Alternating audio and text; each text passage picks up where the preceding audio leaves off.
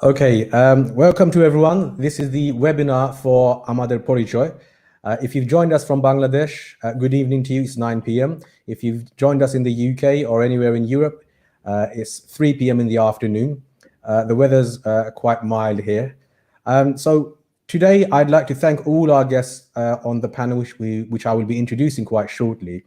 But first of all, Amader Porichoy is a webinar taking place today live, as you can see, but it's the final segment of a much longer project, which my colleague will talk about briefly. And we are really grateful to have this opportunity to, a day after 26th of March, which is a significant day, obviously, for Bangladeshis. Amader Porichoy, in English, our identity. With the seminar today, or the webinar, we are going to look at different facets of what it means to be Bangladeshi, how Bangladeshis in Bangladesh or around the world, how they wish to be perceived, and their thoughts and opinions about where Bangladesh is now, how it's grown, and the aspirations for the future.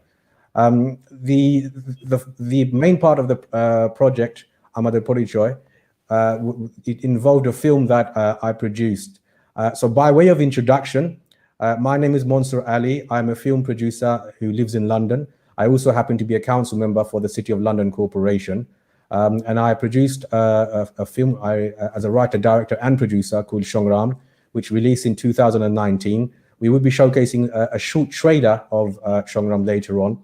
But the purpose for me making that film was, from a British Bengali point of view, to revisit 71, because we have a lot of information, verbal information, but more so for Bangladesh's younger generation, the Bengali or Bangladeshi diaspora.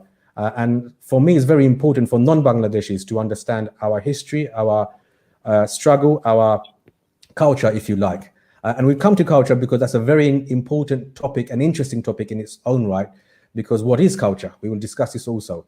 Before I introduce my full panel, which I'm grateful for again for joining us, I would firstly like to introduce Mr. Assan Ali, who is from the Commonwealth Secretariat. And I'm very grateful, me and the film team and the Moringa Entertainment team, for actually commissioning us to work on this project. So I'm going to pass over to Assan now. So Assan, over to you, please. Thank you very much for that, Munsur. Firstly, I should say the weather's getting better in London and my hay fever is staying up. So apologies. I may sneeze at any minute. So I apologize for that in advance. So firstly, welcome to you all on behalf of the Commonwealth Secretariat. And more importantly, I'd like to congratulate you, Bangladesh, on the 50th anniversary of the independence of Bangladesh. Our Secretary General, the Right Honourable Patricia Scotland, wrote an article congratulating Bangladesh in the Pratham Alo. Hopefully you have seen that. If not, do have a read of that. Just a quick intro. It's been a pleasure working on this project, Amader Porichoy, and in particular visiting Bangladesh and some of the different cities and meeting some sort of fascinating people, including the young people who are always inspiring to us all. And you will see some of that hopefully in the video trailer coming forward. Just to give you some background, so excuse me one second. The Amader Porichoy project idea is a really interesting one. I mean, I was aware of Munsur's film, Shongram, which you'll see a trailer a little later on. And it got me thinking about my own children. So by way of background, very briefly, I was born and raised in London. My parents are from Assam in India, which neighbors Bangladesh. And my mother tongue is Bengali, Sileti Bengali. And my wife is British Bangladeshi, so our children speak, or I shouldn't say speak, they speak mainly English, and they understand very little Sileti Bengali. And we try to teach them, my wife and I, sort of when all three children were growing up, but unfortunately our default was English. And then sort of fast forward, I have some family members who have sort of really strong views on 1971 and what happened. And it kind of made me think, you know, why do I not have views like he does, for example? And then I wondered about my children. I wondered what they would think of 71 when they hear about it, or when they understand it, and what would they even have an opinion? And so then Munsur and I were having a chat about it, and we kind of thought it's really good to have a better understanding of what young people in 2020 or 2019, 2020 sort of think about their identity sort of growing up. So Munsur and I, really know what young British Bangladeshis in the UK, particularly in London, how they feel about their identity. And I think one particular quote I heard yesterday sums it all up. So the quote was, I feel like a tourist in Bangladesh, i.e. a British Bangladeshi going to Bangladesh. So they feel like a tourist going to Bangladesh, and they feel like a migrant in the UK. And that's just one, I think, of many views, but one particular, I think, sort of a strong view that British Bangladeshis hold. So the Amader Porichoy project toured Dhaka, Sylhet, and was due to go to Chittagong and engage with young people at different universities in those three cities. Unfortunately, we couldn't go ahead with Chittagong because of COVID-19. So we had to sort of postpone that. But in Dhaka, in Sylhet, and in sort of many of our conversations in Bangladesh, we heard from a range of young people on what identity meant to them in this day and age. And we tried to sort of contrast that with their parents or their grandparents' understanding and views on identity, in particular relating to 1971. And the findings are sort of quite diverse, but fascinating. And I am very sort of looking forward to going into some of those in our Q&A later on with our esteemed panel. So I'll leave it at that. So I just want to sort of end with thanking you all for being part of this program. And again, congratulations on the anniversary of the 50 years anniversary of the independence of Bangladesh. Thank you. Fantastic. Thank you very much, Assan. Okay, I am going to introduce you all in a summary, and then I will introduce you individually, and I will bring you on to speak and give us a brief opening about your perception on Porichoy, and then we'll take it from there. So we are very grateful to Dr. Muntasir Syed Mamun, who is the Director of International Trade, Investment and Technology for the Government of Bangladesh. And I had the pleasure of meeting Dr. Muntasir at the launch event in 2019, where he also attended. So thank you for your support on both accounts. We have Professor Lailufar Yasmin from Dhaka University. We have Fahmida Faiza, Peace Practitioner, Researcher. Sumaya Tanim, who's also a youth peace builder and safeguarding specialist. We're waiting for our actor, Aman Reza, who's also a barrister. But I think the life of a celebrity is always shooting and on the run and gun. It's very important what Assan said about language, because that's a very important part of culture. So আমরা এই প্রোগ্রামটা চাইলে আমরা বাংলাতে বলতে পারতাম, সিলেটি ভাষা যেটা my native ভাষা, সিলেটিও মারতাম পারতাম, but we're speaking in English because we want to attract a wider audience. And you're already laughing at my Sileti, so I'll leave it there. So first of all, Dr. Muntasir, welcome and thank you for joining us. If you just briefly introduce your role, if you like, within Bangladesh government, and what you hope to see for the 50th anniversary, what you hope to see for Bangladesh in the future, please. Thank you, Munsur. It's a pleasure. It's a huge pleasure for all of us here to be associated with your project and Assan Bhai and everyone else. Since you had spoken about Sylheti, might I add that I was born in Sylhet, so I could also speak in Sylheti. However, I'm not a Sylheti as that much, but yes, we're at the cusp of time. As you might be knowing, that Bangladesh is at the 50th year of its independence. I would not call it independence, I'd call it freedom, because we had never been dependent on anyone. We have been subjugated, we have been oppressed, we have been many things, but never dependent. So I'd call it freedom, victory. And I was just writing something. I was actually reading from the foreign minister's quote. If I just say one phrase, how we define ourselves at the 50th year, I'd read it out. That Bangladesh as a country was conceived from the highest ideals imaginable by humans. Ideas of freedom, democracy, equality, justice, and inclusivity. Amongst these, the idea of democracy was the driving force. So at the 50th year, what we're looking at is essentially a prosperous, peace-loving, democratic, just country, which is also very inclusive and which is very global in its outlook and its vision. So a Bangladeshi or a Bengali living outside the country is not really outside the country to us anymore. They're very much part of us. So that's it. As for the government of Bangladesh, I look after international trade, investment, and technology transfer, indigenization, and also incubation and entrepreneurship. And I'm based in the Ministry of Foreign Affairs.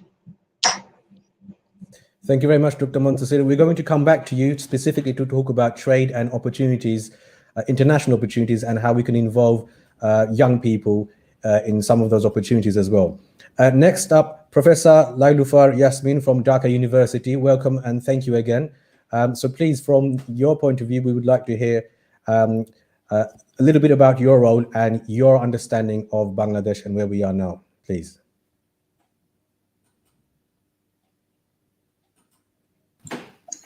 Thank you very much. It's so prestigious to be a part of this project that you have undertaken. I've met Assan about 2-3 years back, and now 2020 seems like, is muddling all of our thinking. I teach at the Department of International Relations, University of Dhaka, as a professor, and I do agree initially when you say that why we are doing this in English, because yes, here we speak in Bengali, but there we also need to reach out to other people to let them know who we are as a nation.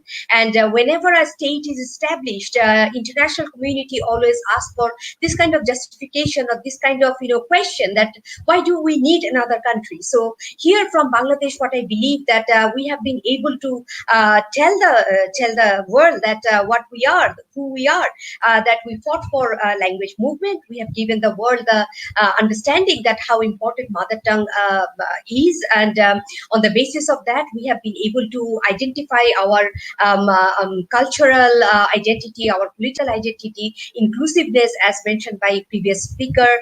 So all of this, and at the same time, the Bangladesh that was born in 1970s, early 1970s, which had very little to offer initially, but now look what how far we have come, and now we are not at all dependent on foreign aid. Rather, we have created our own bargaining power, which later on I shall be talking about if there's a chance. But we have been able to create this particular identity where we are no longer at the periphery of international decision making. We are very much at the front, and that is why 50 years, this 50th anniversary is so much important to us. I'll leave it now for here. Thank you very much for that, Professor. Next, please, Fahmida Faiza, peace practitioner, and researcher. Welcome to the show. Thank you for joining us. Please tell us a little bit about your world and your vision or understanding of what it is to be a Bangladeshi. Thank you. At the very beginning, I would like to thank Commonwealth CV Unit for inviting me to join today's panel. I would also like to thank Morninga Studio for organizing this session. I was a part of the launching ceremony of Amader. It has always been my honor to introduce myself as a Bangladeshi, because not because we are at the 50th anniversary of Bangladesh, but I have always represented Bangladesh as the youth delegate and as a youth representatives in many international platforms. So whenever I give my identity, my name, I think more than my name, the first identity that comes for me is I'm a Bangladeshi.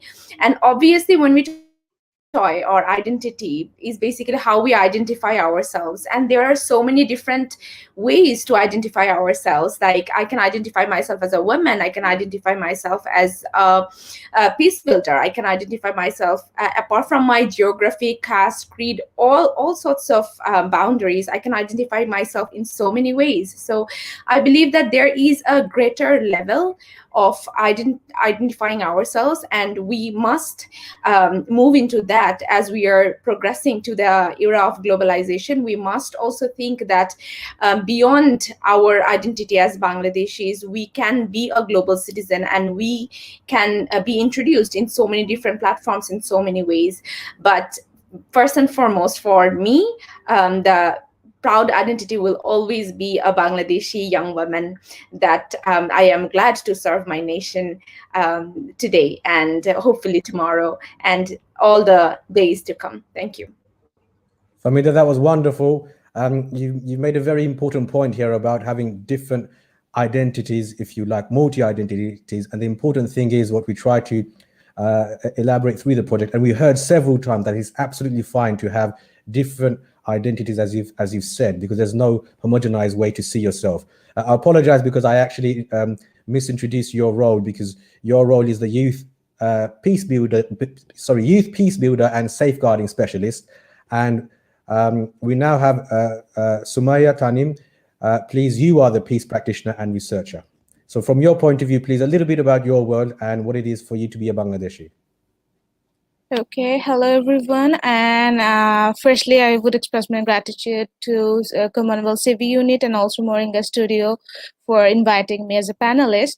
And as for my identity, agreeing with Fahmida, yes, I identify myself first and foremostly as a Bangladeshi, and then professionally I identify myself as a young practitioner and researcher in peace and development. Currently, I'm working at the Tolerance, Respect and Peace Project as a program associate at Mo Foundation. And also, I'm working on facilitating training on PVE, media literacy, conflict mediation, as an associate researcher at Project Ally that is focusing on the innovative peace building initiatives by young peace builders from South Asia.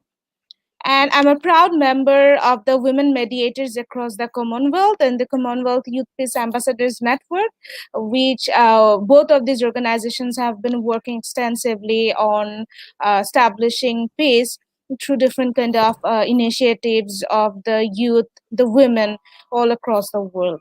And on how I see or how I want to see Bangladesh on 50 years from now, as I firstly told that I identify myself as a Bangladeshi, but in the recent days or in the recent years, we have seen like how the differences of being like based on religious inclination or political identity, people are getting violent, people are getting aggressive, they're getting extreme.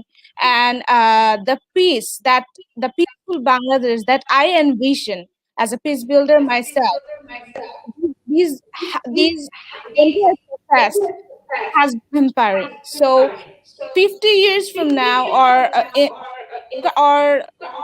in the future, as a Bangladeshi, I would like to see like every citizen of this country identifying themselves as a Bangladeshi first, rather than getting divided on professional or any religious or political identity, diversity or differences. Thank you.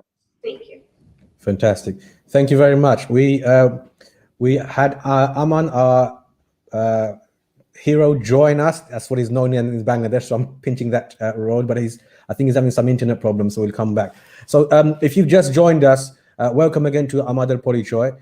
This is a live webinar and the final phase of a project that we took in Bangladesh, thanks to the Commonwealth. And it was working with young people through students at colleges, universities, and discussing what identity is. We've got quite a few things to get through, and I think what would be really fair now is if we screened the short 5-minute video of our journey so far, so everyone would be brought up to speed. And then I would really like to expand on the things our wonderful panelists have mentioned. So, for example, around culture, identity, and definitely the important point with Dr. Muntasir around trade as well, and how Bangladesh is doing fantastic anyway. And that's not for me to say, the growth of the GDP, everything we know globally, but also how we can connect not only with non-residential Bangladeshis in terms of trade and sharing expertise, but also bringing that the industries, the sectors in Bangladesh to a far wider global audience as well.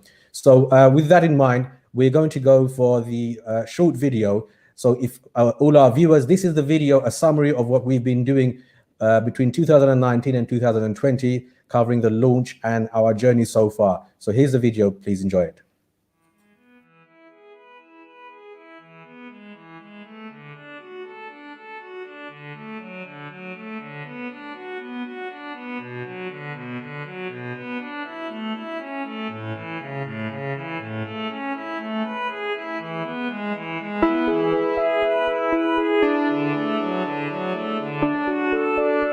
Be some technical issues, but we bear with us.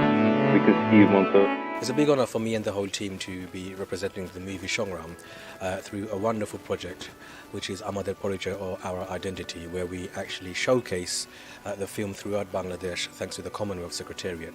And the background and the backbone of the actual project is to engage young people specifically around the issue of identity, how they perceive themselves, how they wish to be perceived.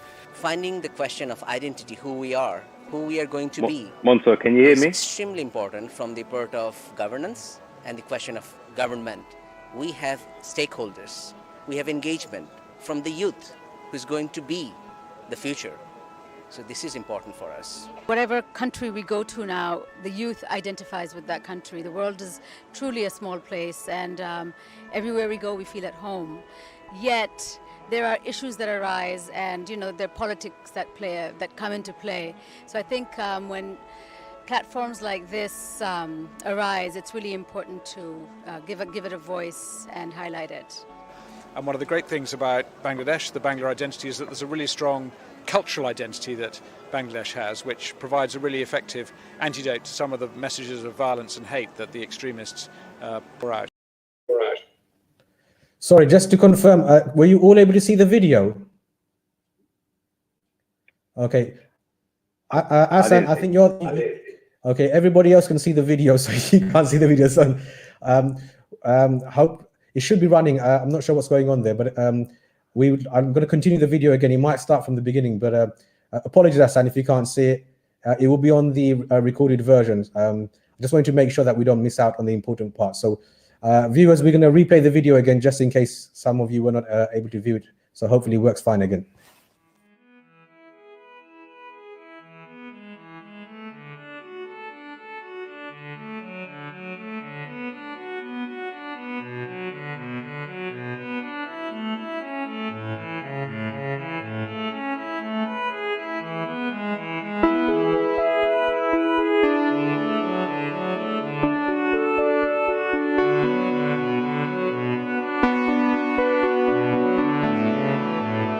It's a big honor for me and the whole team to be representing the movie Shongram through a wonderful project, which is Amader Porichoy, or Our Identity, where we actually showcase the film throughout Bangladesh thanks to the Commonwealth Secretariat. And the background and the backbone of the actual project is to engage young people specifically around the issue of identity, how they perceive themselves, how they wish to be perceived. Finding the question of identity, who we are going to be, is extremely important from the part of governance and the question of government. We have stakeholders, we have engagement from the youth who's going to be the future. So this is important for us. Whatever country we go to now, the youth identifies with that country. The world is truly a small place, and everywhere we go we feel at home. Yet there are issues that arise, and there are politics that come into play. So I think when platforms like this arise, it's really important to give it a voice and highlight it. And one of the great things about Bangladesh, the Bangla identity, is that there's a really strong cultural identity that Bangladesh has, which provides a really effective antidote to some of the messages of violence and hate that the extremists pour out.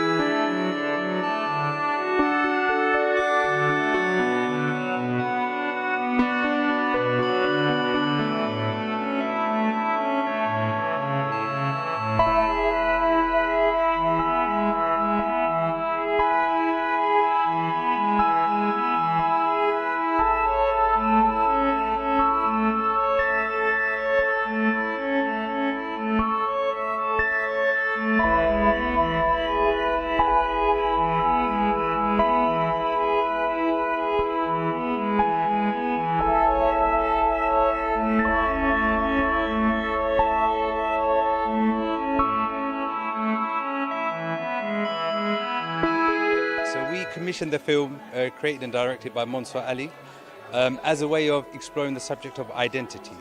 So what the film is about, the 1971 Liberation War in Bangladesh, and what we did with the film is we took it to different universities to engage with young students in 2019-2020 on understanding and exploring their identity.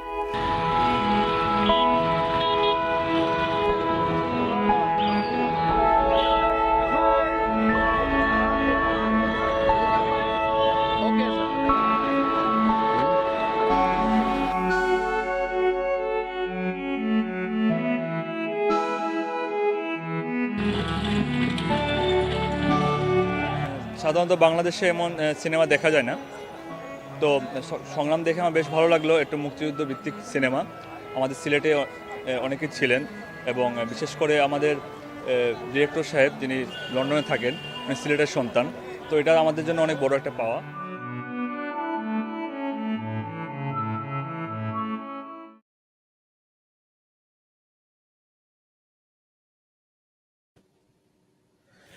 Okay, hope you enjoyed that video. To our panelists, if you haven't seen the film, there will be some other screenings. One screening will be taking place very soon, and there will be other screenings when I actually personally come to Bangladesh again. So the next part of this segment, really, we want to talk about moving on to identity, and identity is very closely related to culture. And the question really is, what is culture? And we briefly spoke about culture being, it could be a combination of things, from the language you speak, the food you eat, the clothes you wear. And as we become more as global citizens, those things change a little bit. So Fahmida, I would like to go to you first on your vision as a young Bangladeshi, a very active entrepreneuring individual. How do you see culture, and how do you see that as a role that it plays to your identity?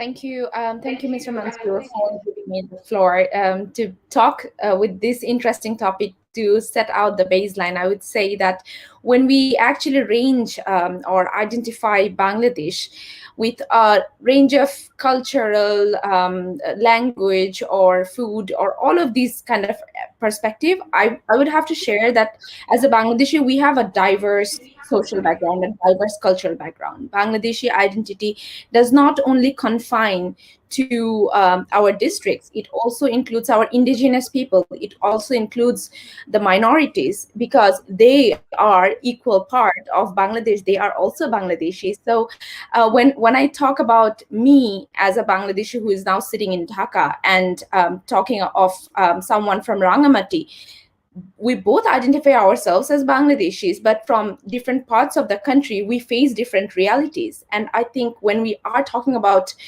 our identity, this is very much important to know, are we on the same page after 50 years of liberation, after 50 years of independence? Are we on the same page when we identify ourselves as Bangladeshis? Is my definition of being a Bangladeshi someone else's definition of being a Bangladeshi? Because for me, being a Bangladeshi is synonymous to resilience.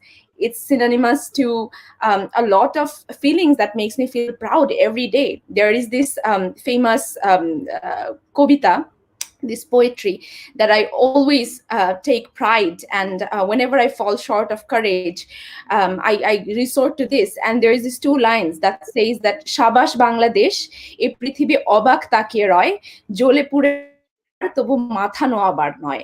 So that is what I actually take my identity as a Bangladeshi, that we are unstoppable, we are resilient, we are persistent as a nation, as people from Bangladesh. We are that. We are synonymous in worldwide landscape for our progress. Like if you see in terms of gender equality, in terms of pay gap, in terms of our GDP, in terms of every possible aspect, Bangladesh is so much better than any other neighboring countries in South Asia.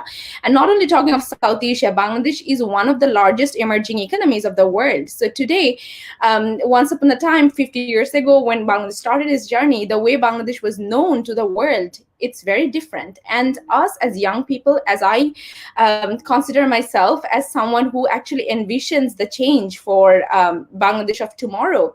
When we talk of tomorrow, we also have to see that the baseline of tomorrow starts from today. So the youth, which actually is currently the largest population of Bangladesh in terms of the demographic dividend and in terms of the population ratio, we are Bangladesh. Youth stakeholder is the Bangladesh, and not just the future of Bangladesh, but we are the present of Bangladesh. So as a young Bangladeshi, I think my identity, my biggest identity, is a young Bangladeshi actually has all of the resources and all of the vision to shape Bangladesh as much more better than what it has been for the last 50 years, and taking the inspiration from our generation, from our father of the nation, from our history, taking all that inspiration and also creating innovative aspects to move forward and go beyond all that limits us today.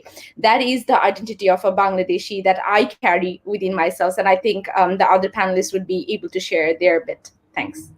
Fantastic. Dr. Muntasir, Fahmida made a very important point about stakeholders, which you actually mentioned in the video, which we just screened as well, and you very rightly said about the future generations. How do you perceive the young generation at the moment? What do you think their perception of Bangladesh is in terms of opportunity, economic opportunities as well? And where would you like that to go, please? Thank you. I think I have picked up a couple of very important keywords. One thing Fahmida has said is resilience, that we Bangladeshis are resilient. We have fought our way through. I was just looking at some statistics. In 1971, the total Bangladesh economy was close to $8 billion US. Now it's more than 320. Per capita was 93. Now it's above 2,000, close to 2,500 soon. The life expectancy was 47 years. Now it's 73 and increasing, inshallah. Forex reserve has crossed $44 billion US. The agricultural output has grown almost nearly 5-fold, while we have lost our arable land by almost 20%. So it's something like an irony. How did that happen?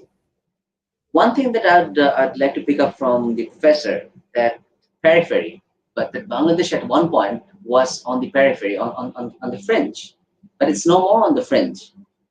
It is there almost at the center stage. How did that huge transformation take place?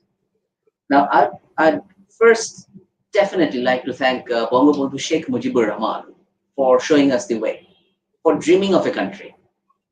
No matter which political identity that we may belong to, having a country of our own, it was never there before. We had been part of many civilizations, many bigger constructs, but a country of our own, it had never been there, and it is there now. And I'd also like to thank the Honorable Prime Minister, not because I'm a government officer, but because of, as an academic, because I also have an academic hat, which is to consolidate a vision which is led by the youth, as Fahmida has said, as the others would have said, probably if you have asked. More than half of Bangladesh is probably younger than Fahmida. More than half of Bangladesh. So how do the youth see Bangladesh? Where is it heading? But before we answer that question, we have to ask, where are we now, right at this moment? And I also see a plethora of opportunities which might also come in. We have multiple identities. We have parallel lives. We have many faces, all in one. So it's almost like when I was watching your film, Shongram, that who am I?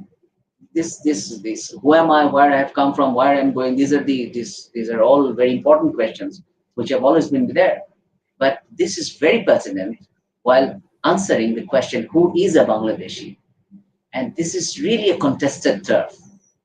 So I would not like to answer for the youth, but I'd definitely say that this is a country whose vision is embedded in something of, in Sanskrit, there is called neti neti, not this, something more, something better, something more stronger, prosperous, powerful. And what is that? Is that chauvinistic vision? No. If you look at the Rohingya population, we have sheltered more than 1.1 million of them. For what? Simply because of one thing. When the Honorable Prime Minister had made this decision to open our borders, because they were humans. Nobody came to support Bangladesh at that moment in time. But we opened our borders. We did not know what to feed them with, where to keep them, but we still opened the borders. Why? Because they were humans. So the question of humanity came first. How we'll manage the situation? We didn't even think about it at that point in time in 2017. Now things have passed. The International Court of Justice have taken note of it. The International Court of the Crimes, ICC has taken note of it, and there are lots of other international partners who have come forward. Of course, we're thankful for that. But when Bangladesh had made that decision, it was our singular decision. And based on what? An indomitable spirit that we will not let down anyone who depends on us for anything whatsoever. Look at the bridge, the Padma Bridge. Now, you had been speaking about the economic opportunities. If you look at it, what we'll see is that what we call in Oxford, the TMO framework, the Technology, Markets and Organizations framework, Bangladesh, in a way, for last 10, 12 years, is trying to put together that. We're trying to deploy assets in different forms in every Upazila, in every Thana, and also at the village level also as well. It's an ICT-based infrastructure. We have the Honorable ICT Advisor leading the show. And also the Prime Minister's direct initiatives are there as well. That we would like to see each of the productive resources gets to the final destination, connecting the consumer markets with the factor markets in a seamless manner. That bureaucrats like me should not be able to stop a young individual like Fahmida, or for that matter, a professor, from reaching out to his or her clientele. It's not gender equality. It's gender mainstreaming. We don't believe in Bangladesh that women are dependent. We have never believed that. Rather, I mean, this is my personal view. It's not that it's the government position. Of course, what I'm saying here is my personal view.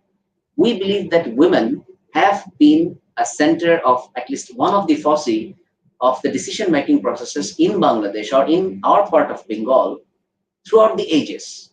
Look at the family structure, look at the society. There had been efforts by certain quarters to put women in a shell, in a corner. But as a state, we have fought it back. So now women have been, or the gender issue has been mainstream. So when women are thinking, it's not that women are thinking as part of something else, rather as equal partners.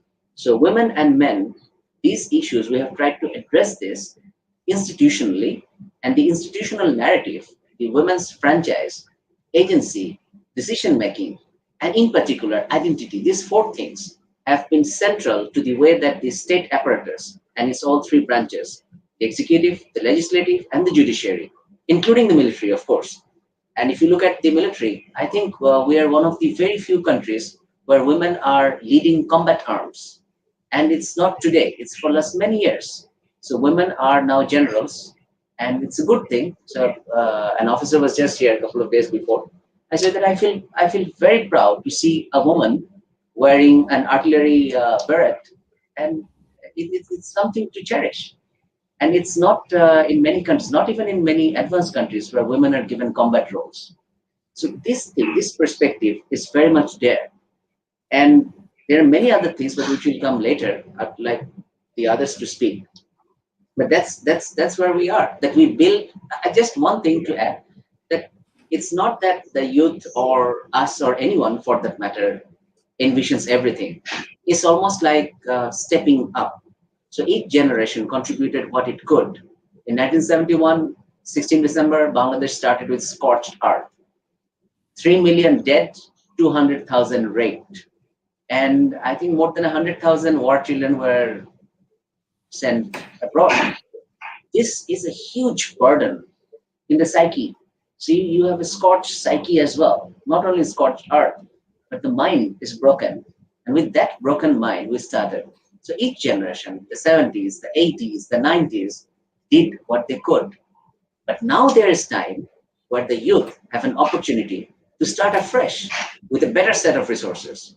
so that by 2030 or by 2040 or 2041, as the Prime Minister has outlined, that we can reach to a level where we're not only a responsible citizen of, a responsible member of the Committee of Nations, but also a very productive member of the Committee of Nations, that we provide the skills, the expertise, and the strength to the economy of the world. Fantastic. Dr. Muntasir, thank you very much for that. I'm going to bring Professor Lailufar and Sumaya in very shortly, but just before I do, it's obvious that when you look in terms of economics, in terms of progress, Bangladesh has come a very, very long way in, you may argue, in a short space of time.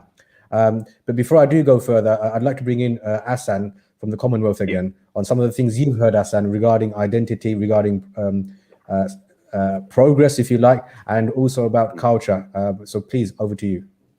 Yeah, thank you. What I was going to say was just sort of following on from what Muntasir and Fahmida said, and this is to anyone to sort of respond to, but thinking about, you know, sort of young people and identity, and thinking about we are now in 2021, you know, with an ever-connected world, a very globalized world. You know, everyone, for example, in Bangladesh, people know what's happening in America. You know, they may adopt some of the lifestyle, some of the culture from watching, I don't know, films, you know, watching YouTube, whatever it is. So with that in mind, and we asked this question during the tour, but I guess this is for the panel, any of the panel members. Do you see globalization or globalized identity perhaps as a threat to young Bangladeshis, because it may lead to erosion in parts of culture? So, for example, it may mean, and one of the events that we did, there were some concerns about there was an erosion in the understanding and the spoken aspect of the language of Bengali, and there was more emphasis on English, for example. So so I guess the question is, do you see globalization and the concept of globalized identity as a threat to Bengali culture in its broadest sense? Anyone can, maybe Sumaya. So I think, yeah, I was going to go to Professor Lailufar first, and then to Sumaya, if that's okay, because they've both been waiting. So, Professor, over to you, please. Thank you, Assan, for a very interesting question. When we're talking about culture and identity, and I was listening to Fahmida speaking, you can see three women here are dressed differently.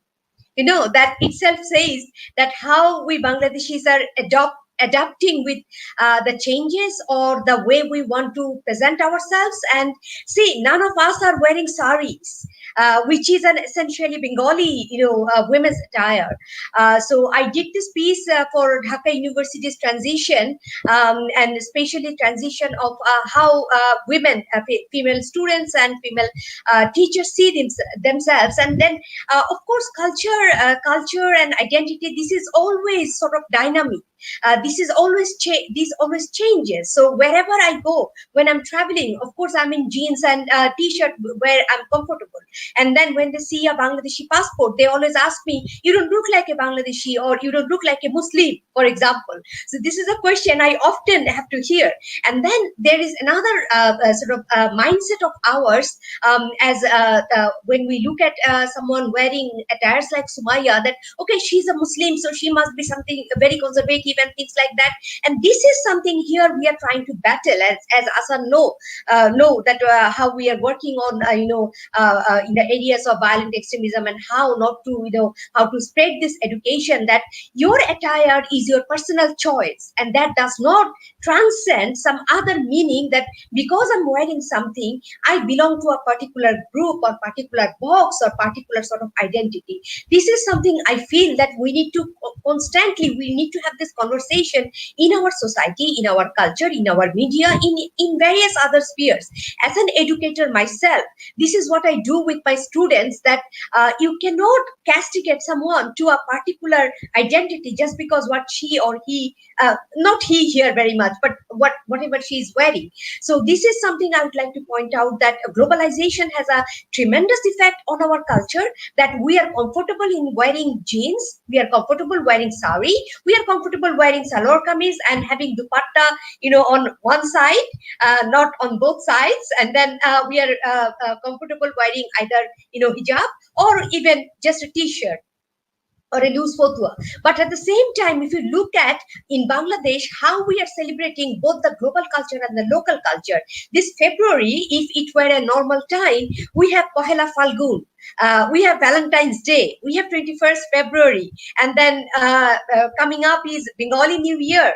And all of these, we have been able to accommodate our culture and our religion, however whoever practices this, we have been able to accommodate this. And it is not only because someone might argue that it is a part of promotion of other industries, that it has become a part of our political economy, but not so much. It is a part of our culture. We like to celebrate Mother's Day, Father's Day, Valentine's Day, all of these things, as well as on Poila Boishakh, we celebrate it in a fascinating way, and we already know that UNESCO has sort of given it as an international recognition. So this is something you need to understand. Resilience, we have been talking about that. So we Bengalis have been able to understand and indigenize culture, in different ways. And this is where the strength of Bangladesh comes, that we have not forgotten who we are. At the same time, we have not stopped short of embracing what is going on in other parts of the world. And whenever you go to a local tea stall in a rural area, believe me, they will give you a solution to any global trouble better than UN can give you, or any American or British, policymaker can give you. So we are Bengalis. There is a saying which was said many decades back by Gokhale, a famous Indian politician. What Bengal thinks today, the world, India thinks tomorrow. So Bengalis are always a very much politically conscious people. We are very much conscious of our identity. We are not willing to sacrifice it, but at the same time, we are also embracing what is happening around the world. So that way, we have been able to provide a unique sort of characteristics wherever we go. We do not forget we are Bangladeshis, but at the same time, we do not forget to embrace Starbucks or these sort of global symbols. So this is what I'd like to remind our listeners, as well as the talk that we are having. I'm sure Fahmida and Sumaya would be able to add more in this discussion. Yeah, I'm sorry. We've just seemed to have Sumaya seems to have some issues around her internet, I suppose. So she's coming in and going. So as soon as she comes on, I will be taking comments from her. I think it's a very important thing to also note and realize that when a Bangladeshi leaves Bangladesh, wherever he or she may go, they actually export a part of their culture. And this is something that always connects us. So for example, myself, I was born in Bangladesh and I moved to the UK at the age of 2. And only later on in my late teens, as questioning my identity, which I openly talk about, am I Muslim, am I British, am I Bangladeshi? And I'm very comfortable being all of them. But that allowed me to do my own research, which then led to the production of the film, which the trailer we're hoping to show you soon. I'd like to come to Fahmida first. Actually, I think we're getting Sumaya on, so Fahmida, just apologies. If we can get Sumaya on, just to see from her point of view. She's still struggling with the internet. Okay, no, I'll come back to you, Fahmida. As you mentioned earlier on about a global identity as well and young people, I am very pleasantly surprised that when I go to Bangladesh, it doesn't feel like what it used to feel in the 80s. It used to feel like a different world, literally. Now, when I go to Bangladesh and some of the conversations I have, my God, like Professor, you mentioned, I have a Daber Paniwala, so coconut water near where I live, so I go out there. The conversations I have with this chap is amazing, and I look forward to going to understanding his point of view, and sometimes even just local gossip. The rickshawala as well, they're all very opinionated. Bangladeshis are super opinionated, and they're well connected with what's happening around them. So my point really here is about exporting our culture when we go. In the UK, there is a very strong, proud Bangladeshi, national Bangladeshi community. I don't know if you've seen, for 26th of March, we are lighting up buildings throughout the city of London, where I am. We will be doing something later on in the year. So we always export that culture. We have the largest gathering, Bangladeshi event gathering, which is the Boishaki Mela outside of Bangladesh, which takes place every year. Sumaya, over to you. I know you've been having some, sorry about the struggles you're having, but just regards to identity, Sumaya, how do you want the world to see Bangladesh, especially young Bangladeshis? What would be your ideal way that, what is your view? How do you want the world to see you? Okay, I'm so sorry about all these connection troubles. I would like the world to see Bangladeshi youth. So first, if I share a little experience, that whenever I'm attending an international event, like every time like there's a game, that game goes on around me, like my teammates, they make me stand in the center of the room, and they ask everyone, tell me, where is she from? And there are guesses like, yeah, you're from Indonesia, you're from Malaysia, you're from Pakistan, you're from India, but never to Bangladesh. So when I ask them why don't I look like a Bangladeshi, or why are you perceiving that I am not from Bangladesh? Then they say like, no, we have been to Bangladesh, and yes, we know that it's a Muslim majority country, but we have seen women going around in sari and in salwar kameez. Sometimes they are like you, but sometimes they're wearing hijab like you, but then again, they're not that much outspoken. Then again, they're not like, they don't come out to all these public places or in these international platform and like go around and raise their voices and say their opinions or work out in the field of development.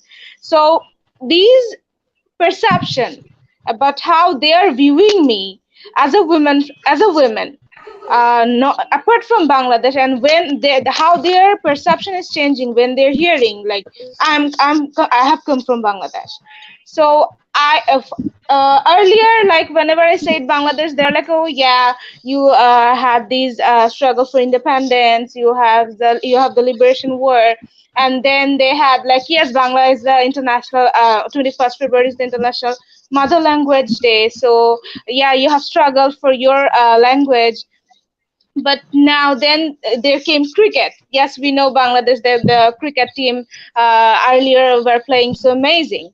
So then I asked them, what do you know about Bangladesh being an economic power?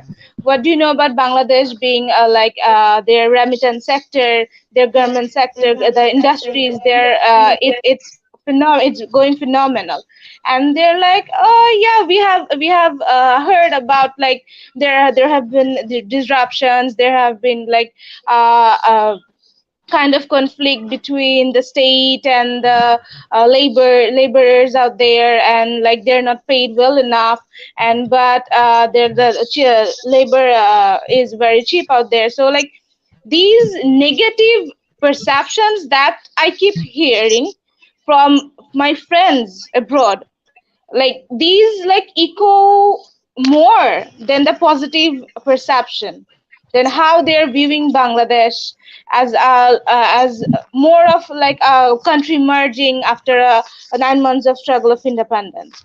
So this is how I want to leverage on all the positives of what the Bangladeshi youth holds, their talents, their initiatives, what they're doing for their country, and how they're living that impression out there in that world, and not only for the development of their country, Bangladesh, but also globally, and the communities that are scattered worldwide. In each country, the Bangladeshi communities are doing amazing, and they're contributing back to their country as well. And as a Bangladeshi, I would like the world to focus, or world to know more on these positive notes about Bangladesh. Thank you. Sumaya, thank you very much for that. Aman, thank you very much for joining us. I know you've had a bit of trouble. Dr. Muntasir, Sumaya made a very important point here about what I would term as the responsibility of sharing the image of Bangladesh. But before I come to you on that, Aman, thank you for joining us. I hope you can hear us. Aman, you're a barrister. You're also a celebrated actor. You've done lots of work, and you're always running around.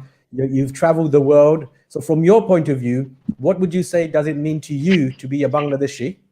And also, how do you want the world to see Bangladesh?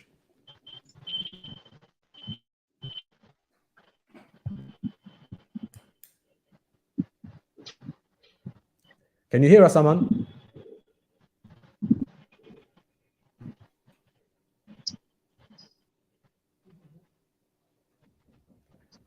Aman, can you hear us? Okay, I think Aman's having some poor connection. So Aman, we'll try to come back to you. The question to you was about how you perceive yourself as a Bangladeshi, and also how you would like the world to see you. Dr. Muntasir, I'm going to move over to you. Sumaya made some very valid points about issues around image. And one of my personal experiences whilst I was doing the research for my film Shongram, in a panel, in an open room, there was a panel, and I asked the public what if they can tell me in one word, just one simple word, when I say the word Bangladesh, what does it connote? What does it mean? And this was back in 2011, I think. And the things that came up was things like poverty, the cyclones, a lot of negative things, and there was nothing positive. And I was quite hurt by it, because obviously there's an emotional connection for someone like me. But I then asked myself, which I'd like to ask to you, sir, is regards to the question of responsibility. There is a responsibility on different levels to share what Bangladesh is, and how would you categorize that responsibility in terms of people in Bangladesh, young people, the government, and also what level of responsibility do you think non-residential Bangladeshis have in terms of shaping and helping the perception of Bangladesh, please? Well, that's a very loaded question, because there's a host of questions included into that. But I'll start with what Assan had said. That is it a threat, the globalization, and how it is affecting the Bengali culture? Do we consider it as a threat? I don't, and I believe that most of us don't. There are certain individuals and coteries even who would not like to see anything go beyond what it already is.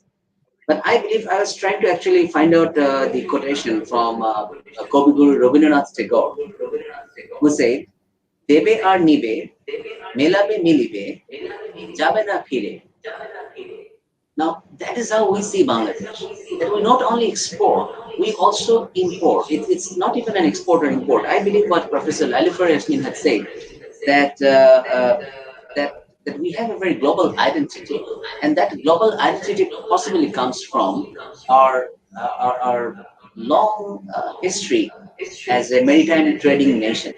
Because if you look at our fables, if you look at our fairy tales, not many fairy tales, but folk tales and folklores, you'll see that our people had always been traveling by the river to many other parts of India, and not only the greater Indian subcontinent, but also to the other parts of the world. And we used to call it Shat Samudra Tero Nodir Pare, which means that we keep on traveling. At 7 seas and 13 rivers. I'm not sure which seas or which rivers they were. I'm sure there were some definitions of it.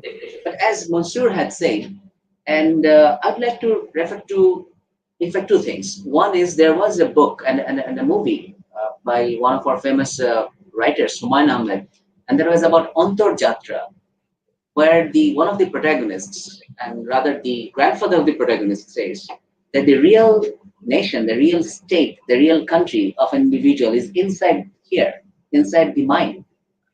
And it may be inside the heart, but yes, definitely, it's not on the skin. It's much deeper than that. And for you, I'm not sure if you have read the book, The Cat's Table, by Michael Onjati, the Canadian Sri Lankan writer. And it's about a boy's journey from Colombo to London, just that journey. And he was on Cat's Table. So you went to London, or UK for that matter, at age 2. And after a certain time, when you have been, essentially, as I can understand, you have been acclimatized and accepted by the British community, you started tracing your roots back. Now, this is a journey back and forth. And possibly, there's no single answer to a question. It's like a flow. It's like the ocean's ebb, and also the waves, that it's coming and going back in an attraction of what? Some an extraterrestrial force or the terrestrial movements? We're not sure yet. So we'll come to the questions that you have posed, that whose responsibility is this, and how the youth would see, how the government would like to contribute here. The way that I see it, because I have been inside the government architecture for a while now, I think it's a dream in the making. We are consistently trying to do one thing. We're trying to add things up on top of one another. If you look at it, you'll see that till 2008, we did not really have a national dream type of thing, that what we would like to be. In 2008, the Vision 2021 came up. And that, for the first time, identified that, okay, these are the things that we would like to be a mid-income, lower mid-income country by certain years, and we would like to have certain IT literacy, certain other aspects of economy and power generation, this and that. That was in 2008, 9, 10, 11, 12. And even in 2011 and 2012, if I recall it correctly, even in 2013, there were much skepticism about where we are heading towards. And we, as individuals, we did not really know much about where we are heading. But when I look back, because I have seen very closely the 80s, the 90s, the 2010 onwards, and now 2020, in 2020, if I compare between what I had seen in 2010 and what I am seeing now, this year, I don't think there's any ambiguity left. The entire country more or less knows that this is where we're heading. Would like to be a developed country, would like to have a global identity, would like to have all our productive resources deployed most efficiently, would like to be led by youth. If you look at our cabinet, it's pretty young, and the Honorable Prime Minister is picking up young ministers and cabinet members and also members of parliament right and left. And there's a marked emphasis on bringing the youth into decision making. So as Sumaya was saying, that what she looks like, essentially, I mean, which identity she would hold, that has essentially become a non-issue for us. So now what we have is, we have someone wearing a sari, we have someone wearing a hijab, we also have someone wearing jeans, and it doesn't matter. And I think that's a remarkable change, that it doesn't matter. If you're wearing a hijab or if you're wearing a sari, it doesn't really matter to me. Because what matters to me is that you or me, we are individuals, that we are humans. So as Bangabandhu had said that Ami Manush, Ami Bangali, Ami Musulman, that kind of tradition, I think that's very important, that we have again come to realize that we're humans first, then we are Bengalis or Bangladeshi, the way that you would like to put it.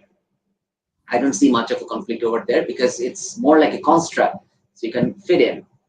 And of course, the identity is based on linguistics and the language movement and many other things. Those are there. Those are inside that construct. What has become more important is that what would you like to do with that? What is your identity and how would you like to use that? I certainly believe, for one, that for a country like Bangladesh, the government's responsibility cannot be avoided. The government has a sacred responsibility to make people, individuals, both at home and abroad, enthusiastic about the dream that we have as a country, and also about the future that's coming towards, or as we are going towards it, or it has already happened. As one of our favorite books, The Neuromancer, said, that the future is already there, it's just unevenly distributed. It could also be that. But more importantly, it is about finding the energy to pursue that dream, if there is a dream. First, to have a dream, then to ensure that every individual is one way or the other associated with that dream. And third, that the individual, he or she, doesn't really matter, the individual has the energy to pursue this dream. As Professor Lailufar was saying, that even a rickshaw puller can give you a world-class solution. Yes, because we are a politically conscious nation.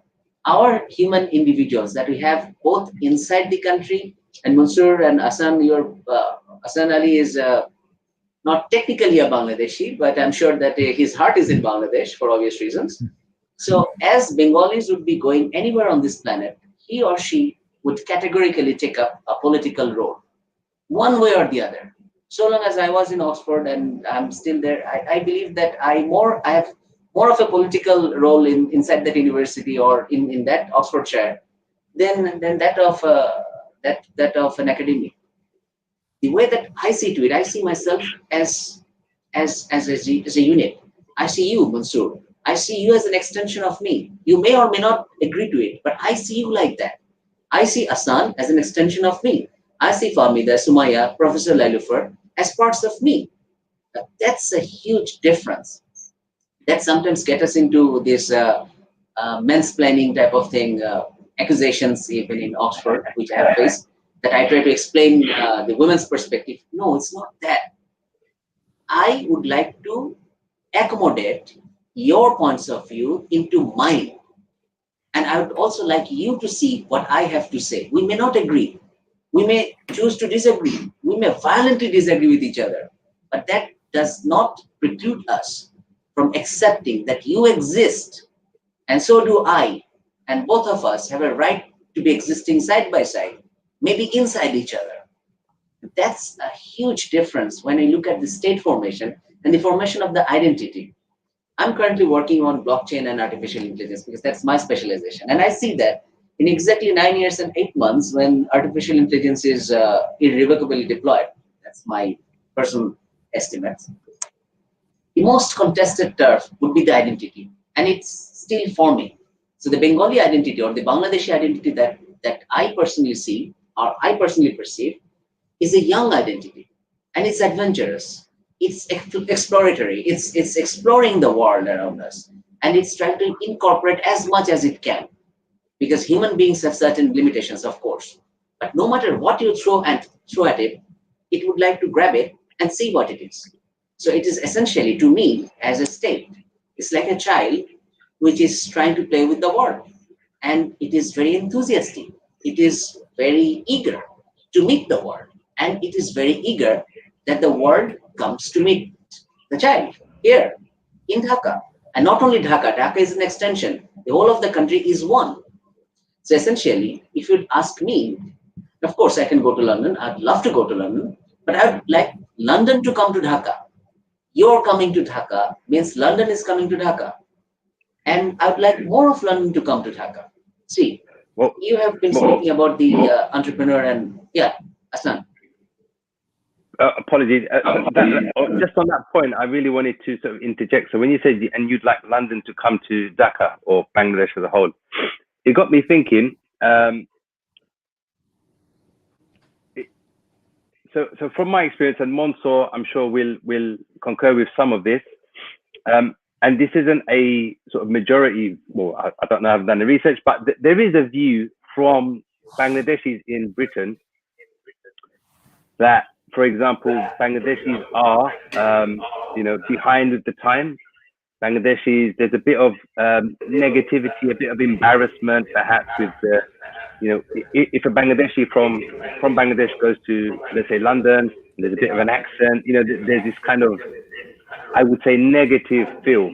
And it's really fascinating that when we started this webinar, this program, we were talking about how much, how well Bangladesh has done in terms of from an economic point of view and other areas. So I guess my question is, thinking about what I've just said, and please don't get me wrong, I'm not saying all Bangladeshis in the UK feel that, there's this sort of a negative, sort of behind the times kind of view, but there is that opinion from some. And I guess my question is, what would you say, what is your message to Bangladeshi living in the UK about, being proud of their heritage, coming back regularly, linking up, connecting, and understanding and being part of that? Because part of Bangladeshi being in the UK, for example, a lot of Bangladesh in the UK do contribute back to Bangladesh, and there's large remittances taking place, particularly between the UK and Chile. But yeah, what is your message? So it's very long. I just want to give some context on that. A very long thing. But what is your message to the UK, Bangladeshis, and perhaps even in America and other places? That what's your message to them to reconnect if they're not connected, and if they are connected, what can they do? Assan bhai, I think you have raised a very pertinent question, and this of course is an issue for us, because what is Bangladesh perceived as? What has Bangladesh become? See, one of the reasons that I personally, this is my personal experience, I could be wrong, so I beg your apology for that, which is, and I apologize for that, which is most of the Bangladeshi diaspora, when they had left for different other destinations, be it in the Gulf, be it in UK, be it in Canada, Bangladesh was not in a very good shape. In the 70s, it was almost a disaster. 80s, no jobs, no growth. I mean, when I was growing up, for me, the only option for service was either join the army or somehow join the civil service. And that's it. End of story. The 90s, suddenly the economy starts opening up. And even in the 2000s, and 8 hours or 10 hours of load shedding in 2010. So in Dhaka, 10 hours of no power. So from that, family has migrated to an advanced country, a very advanced country, the best in the world, one of the best. So when they look back in their memory and they see those horrible, dark chapters of life. Now, when the children have grown up in that an environment where the people were, or the parents were speaking naturally, I'm not blaming them, because they have escaped, essentially, a very horrible present into a good future or a good present. And I told you, I'm not blaming them, but they are growing up with that narrative.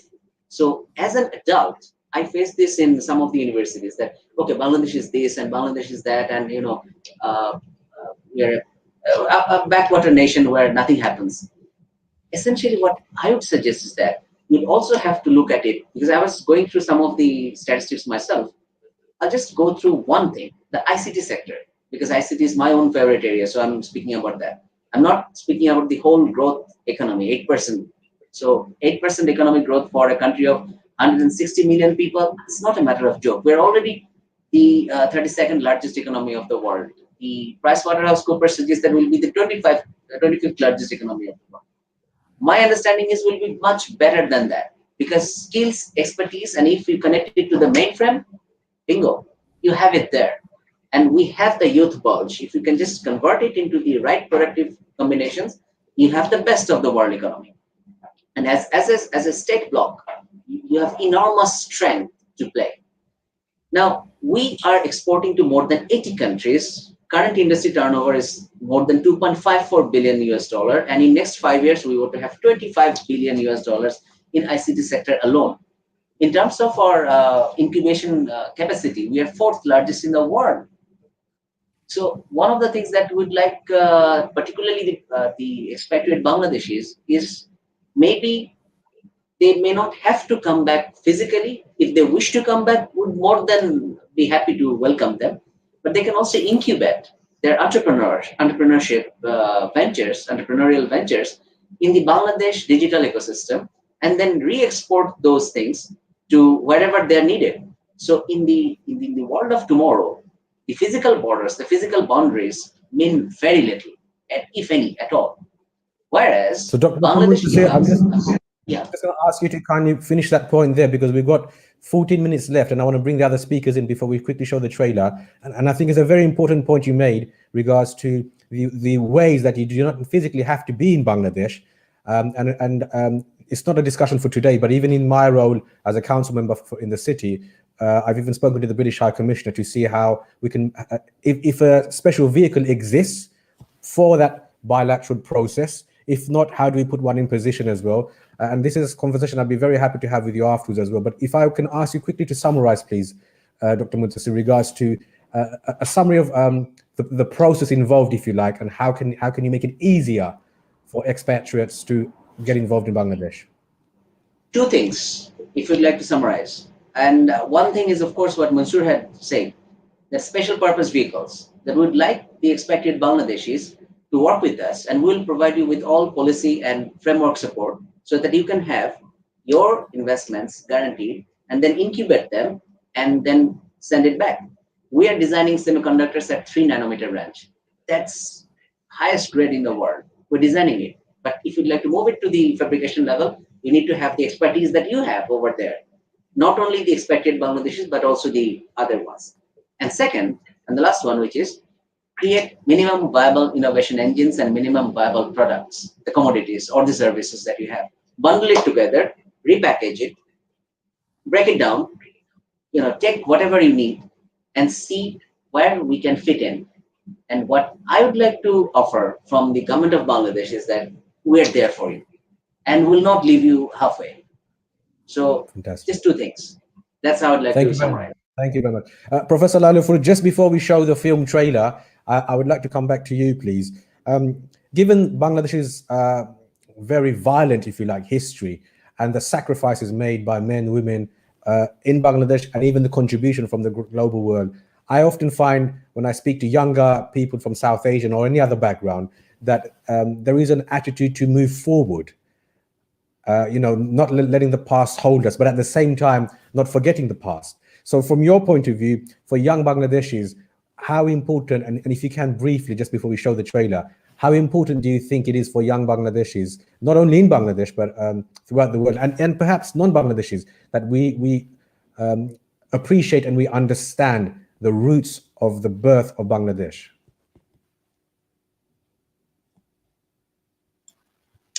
Thank you for the question.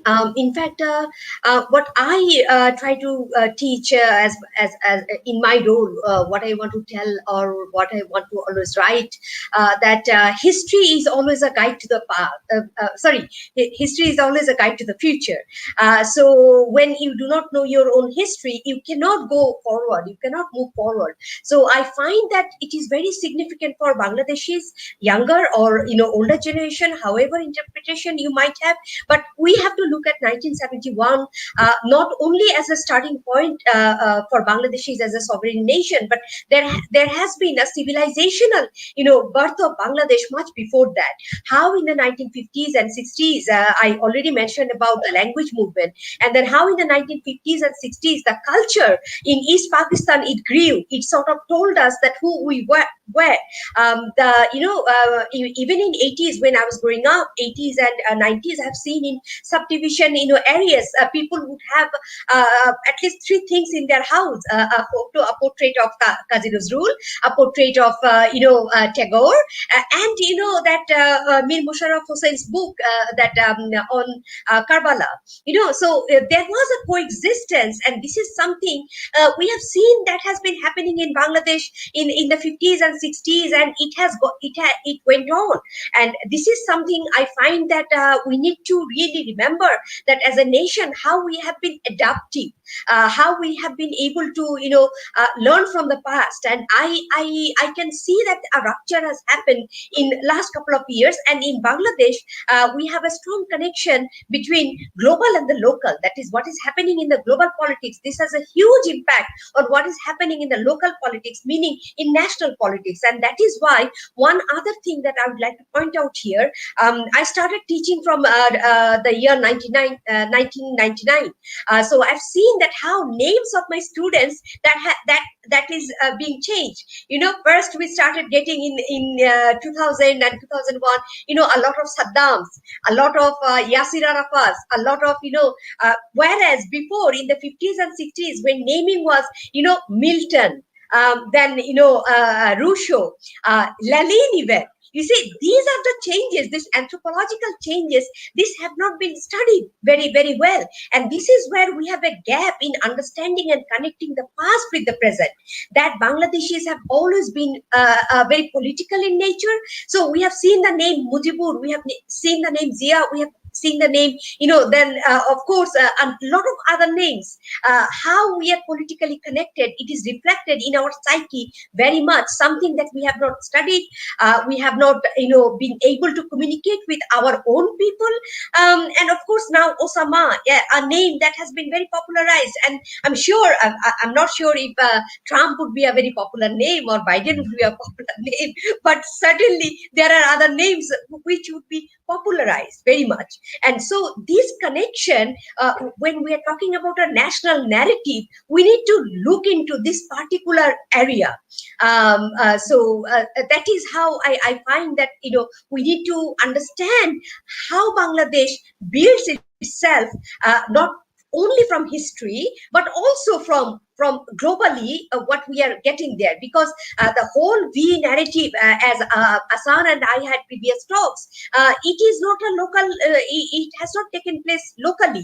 Rather, it is imported. The ideologies and the technologies and the whole ideas, these are imported after the Soviet invasion in Afghanistan ended. So there is no local origin of that. But later on, how it got spread, that is also connected with how we sort of try to be adaptive. And that is what I was telling Assan that deltaic Bengal has a very interesting characteristics, because of river is there is river erosion. People have to relocate them very frequently, so they have to be adaptive. They have to be adaptive, and they have to always know what is happening on the other part. So this is something very much in the characteristics of Bengalis, that Amartya Sen has written about argumentative Indian and argumentative Bengali, which a previous speaker has also pointed out. And we like to argue a lot, and we like to adapt a lot. This is something we need to remember always when we are talking about Bangladesh. But very unfortunately, I would like to very strongly flag that there has not been any anthropological study on how these changes have gone through. And it's time that some organizations, some people, some scholars come up and take up this project of learning the real Bangladesh and how these changes have taken place. Thank you. Professor, thank you very much. So just before we show the trailer, we was obviously speaking about identity, Amader Porichoy. And Dr. Muntasir, you mentioned, and the other speakers also, about the image of Bangladesh when a Bangladeshi leaves, and that image stays in their head. I find myself in a very fortunate position, because my father, although he left Bangladesh just after the Second World War, so in the very early 50s, and then my mother that came here, they would always tell me about Bangladesh, and it would be quite green and colorful and almost quite romantic. And I've tried to portray that in the film. So it obviously had an influence on myself.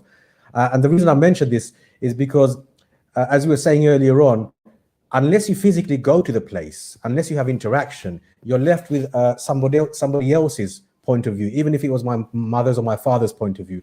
But when I would go to Bangladesh, Bangladesh has moved on so much. I can't find the Bangladesh they speak of. It's moved on culturally, economically, socially, politically. It's moved quite a bit. So just before we show the trailer, Assan, very quickly, please. You have an interesting story about your identity. So can you just share that with us, Assan? And I don't want to go into it because I'd rather you go into it, because when we did speak on the journey of Amader Porichoy, it was quite a fascinating small story about how you perceive yourself and how your identity is formed. Yeah, no, thank you for that. Yes, so my identity, I think I mentioned in the very beginning, very briefly, that my parents are from Assam, and my mother tongue is Sileti Bengali. And, there's a long story about, I think it was 1947 and the Assam referendum, and it's a long story. And I think, I guess, just to summarize, because I'm conscious of time, it's more about my children who are, my wife is British Bangladeshi Sileti, and it's more about how they sort of understand their identity. And for me, working in the UK, in London, and also having a different role previously as a youth worker and working with a lot of young British Bangladeshi youth who are second, third generation, is really interesting to see the understanding at the time of what their identity was. And for me, this is sort of, the identity question is key, still key. Honestly, I can say I'm still navigating through what identity is for me, because, back in the days it was one thing. Nowadays, it's a different thing. So that's just a quick recap of my understanding of identity. But if I can end, and maybe slightly, and hopefully if there is time after we see the trailer, it'd be really good to hear from panelists response to this particular question, which is, what role do you think identity plays in building resilience against extremism? So we kind of discussed that a lot during the tour, the Amader Porichoy tour in Bangladesh, in Dhaka, in Sylhet, in other places. But it'd be really good to hear from yourselves, perhaps in a short way after the trailer, just so viewers can hear what role does identity play in building resilience against extremism. So I'll leave it there. Thank you.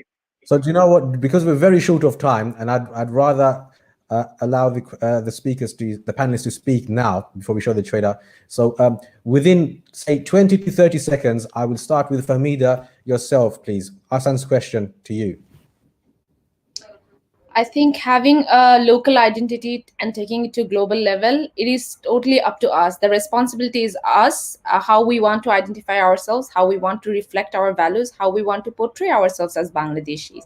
So when we talk about countering violent extremism or PVE matters, for example, we have to know that who do I stand for as a Bangladeshi? What do I reflect as a Bangladeshi? So it is totally on individual basis rather than, there is no one size fits all. There is no one common definition that fits every Bangladeshi. We cannot generalize or profile a particular narrative of what is a, then there comes the debate, who is a good Bangladeshi and who is a bad Bangladeshi. So we would not try to create the division among people. Rather, we want to find out the common grounds and what unites us together. And as I say, that it's completely up to us. Thanks. Fahmida, thank you very much. Dr. Muntasir, just to you, very, very briefly, please, to a response to Assan's question. Sure. I must, in fact, thank Assan and the CV unit for bringing this into the narrative, because we believe that identity is very much part of the CV and the PV and also CTTC later on. Because you have to take ownership, Munsur and also Professor, that you have to take ownership of the land, and that belongs to you. It's not about being a human or anything, that you are a product of this land, and this land belongs to you. Not in an ownership kind of way, but a sense of belonging kind of way. So anything which is ugly, anything which is false, anything which is untrue, which is cruel, is not part of you. If that is your identity, then all those CV, PV, CTTC, this goes away. The question itself evaporates. But for that, you need to create that identity rooted firmly in the land. Land and water and air belongs to you. And it doesn't belong to me alone. It belongs to you, Munsur. It belongs to you, Assan, whose heart is in Bangladesh, right? Fantastic. Thank you very much for that, Dr. Muntasir. I'm very conscious of time. Professor Lailufar, just over to you, please, a response to Assan's question. Thank you for such a great question, Assan. Just very shortly is that we have this perceived identity built in our mind already, because we tend to judge people on the basis of what they wear, how they talk, and how they practice themselves publicly. So what I would recommend is that we need more public engagements. We need more talks. We need not shut out anyone because of their particular attire. And I tell this to my students all the time, that don't judge anyone on the basis of what they're wearing. And if you close this particular conversation, then there creates us versus them narrative. And this is what we need to be always mindful of, that because of someone is wearing something, I cannot simply think themselves putting sort of channeling a particular type of ideology. And we need to consciously engage in dialogue. This is something, Assan, I have been telling you, that we need this dialogue in different campuses, different educational institutions, and we need to tell people, you can be different, I can be different, yet as has been said, this is my land, this is my country, and we are all working to take this forward. This is only 50 years, and 50 years later, some of us, of course, will not be here, but I want to see that Bangladesh where we can live together peacefully despite the differences. This has been a Bangladeshi tradition, and that is how Bangladesh has been built. That is how the civilization, Bengali culture and ethnicity has been built. That is how Islam has become a part of this land, and because it's a mixture, it has indigenized itself. So that is where I would like to point out, emphasize more talks, more engagements. Do not shut anyone out. Thank More you. talks. Okay, we're going to come back very briefly, and we'll just going over time. So straight away, we're going to watch the 30-second trailer, and immediately afterwards, we'll wrap this up. So viewers, this is the trailer for the movie Shongram, which was released in the UK. It's a British Bangladeshi film about the 1971 liberation struggle. And we had a very fantastic journey thanks to the Commonwealth, where we had a roadshow in Bangladesh. So here's the trailer. For 40 years, I've been trying not to remember. This is a great story. Pakistani army को हराना मुश्किल ही नहीं, पागलपन है। ওরা তোদের ভাই আর আমি একজন হিন্দু। कौन है तू? एक बंगाली।